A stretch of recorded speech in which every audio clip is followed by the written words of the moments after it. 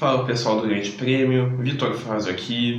Essa semana sempre acaba sendo um pouco especial nas atividades do site, porque essa é a semana em que se completa mais um aniversário da morte do Ayrton Senna, em 1º de maio de 1994, e esse ano é particularmente especial porque são 25 anos daquele final de semana fatídico em Imola, e sempre é uma época para nós, imagino que para todo mundo, de voltar um pouco no tempo, retomar um pouco aquele final de semana, mas quase sempre isso acontece no sentido esportivo, de lembrar as atividades daquele final de semana e como tudo deu errado. Mas hoje nesse vídeo a gente vai fazer isso um pouco diferente. Eu vou retomar um pouco o contexto do Brasil naquela época. Tanto quem estudou o Brasil quanto quem viveu aquela época, todo mundo vai concordar que o Brasil do começo da década de 90 e do final dos anos 80 não era um país particularmente estável para começo de conversa. Não era nem estável, não era nem promissor, nem uma coisa nem outra. Voltando um pouco, não necessariamente em 94, mas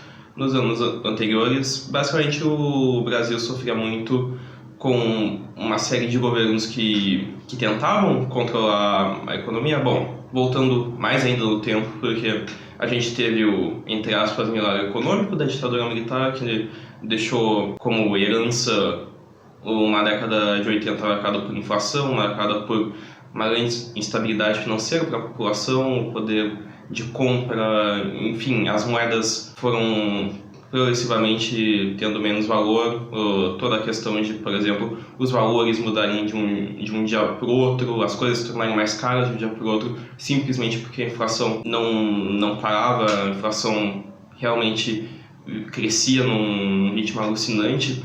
E isso é uma coisa que vai se alastrar pelos outros governos. A gente vai ter isso marcando também o governo Sarney, já no período de redemocratização entre aspas também, porque o Sarney foi eleito ainda em uma eleição indireta.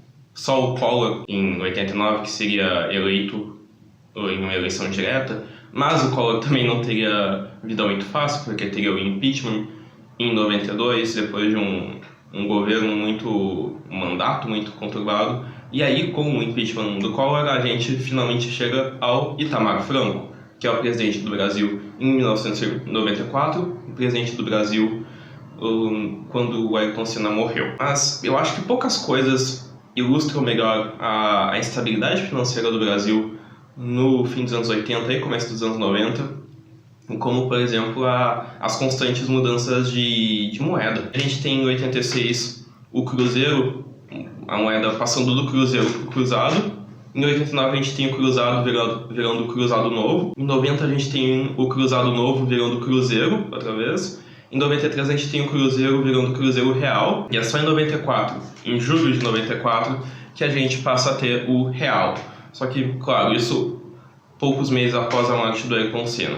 Então, é até curioso, porque a gente vê que os problemas financeiros do Brasil, na verdade, são uma constante ao longo do período que compreende a carreira do Ayrton Senna, que é entre 84 e 94. Eu vou me arriscar a dizer que essas instabilidades, esses problemas, tanto políticos quanto financeiros do Brasil, nesse período, são o que ajudam o Ayrton Senna a ter essa imagem quase religiosa para muita gente, de ver o Ayrton Senna quase como um anjo em meio aos mortais. Porque, tu vê, num período de dificuldades financeiras, em que a população, grande parcela da população realmente estava na miséria, como nesse período, se torna ainda mais importante tu ter algo próximo de um herói. Ou, vamos usar uma palavra menos pomposa, um ídolo.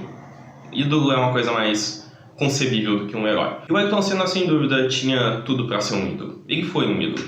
Só que são dois cultos diferentes a ídolos quando a tua vida tá indo bem e a tua vida tá indo mal. Quando a tua vida tá indo bem, se teu time perde, se teu jogador preferido tá indo por um momento ruim, tu leva isso numa boa. Mas se a tua vida tá indo mal e ainda por cima, tu vê teu time de futebol perder, tu vê o Ayrton Senna abandonar, esse tipo de coisa, isso se torna um baque ainda maior.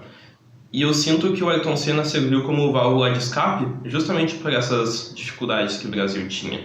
Quando tem dificuldades para sustentar tua família, alguma coisa assim, é um grande, digamos, um alívio até tu poder ligar a TV e ver um brasileiro tendo sucesso em uma competição de tão alto nível como é a Fórmula 1. E é mais importante ainda lembrar que nesse período a seleção brasileira estava numa seca tremenda, porque o Brasil é campeão mundial, campeão da Copa do Mundo em 70, e aí quando a gente chega ali na década de 90, em 90 em particular, já são 20 anos sem títulos. Em 94, quando o Brasil conquista o tetracampeonato, já são 24 anos sem título. Em 90 eu acho que é um ano particularmente marcante, porque o Brasil vai fazer uma Copa do Mundo, uma de suas piores Copas do Mundo, vai ser eliminado nas oitavas de final para a Argentina. E nesse mesmo ano, em que talvez a seleção brasileira tenha chegado ao fundo do poço na era moderna, a gente vai ter o Ayrton Senna sendo bicampeão mundial de Fórmula 1. E talvez no auge da sua idolatria, porque, quer dizer, não auge, mas um momento muito alto de sua idolatria, que é quando ele consegue dar o troco no Alain Prost, com aquela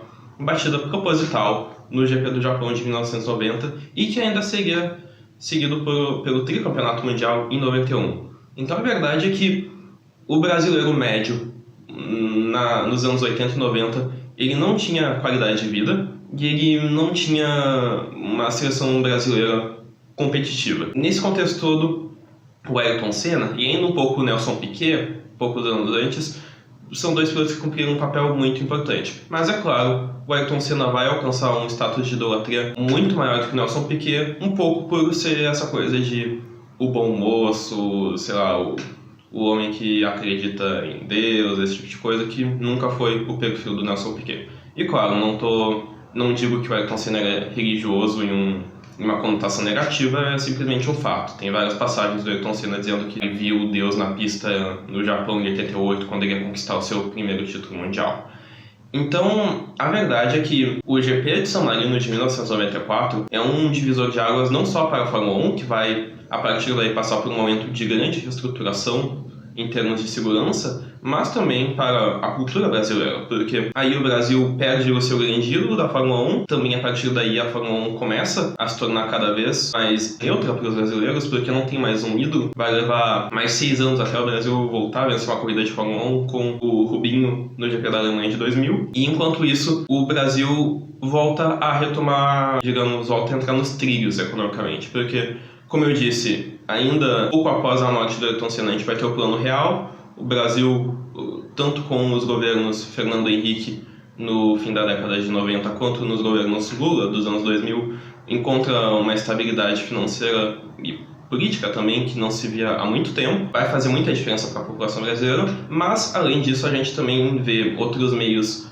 digamos, normais de entretenimento para a população brasileira, como o futebol, voltando a render frutos, porque a gente vai ter a seleção brasileira, como eu disse, sendo campeã na Copa do Mundo de 94, repete o feito em 2002, enquanto isso a Fórmula 1, sem Ayrton Senna, nunca repete aquele nível de popularidade que a gente um dia viu. Então, eu diria que esse GP de San Marino de 94, agora, esse aniversário de 25 anos do GP de San Marino de 94, pode servir também como um momento de reflexão, de perceber onde a gente estava e onde chegamos, tanto em termos esportivos quanto em termos culturais. O Brasil de hoje não tem nada a ver com o Brasil de 94, pelos mais diferentes motivos, sejam eles positivos ou negativos, e o mesmo vale para a Fórmula 1. Claro, não é bom olhar para trás e ver que o Brasil passou tanto perrengue, mas é bom a gente olhar para trás e perceber que para muita gente o Ayrton Senna serviu sim como essa válvula de escape, e por mais que ele não tenha sido um deus, por mais que ele não tenha sido um anjo, por mais que ele não tenha sido perfeito até mesmo eticamente em vários aspectos, ele tem assim ajudado muita gente a lidar com um período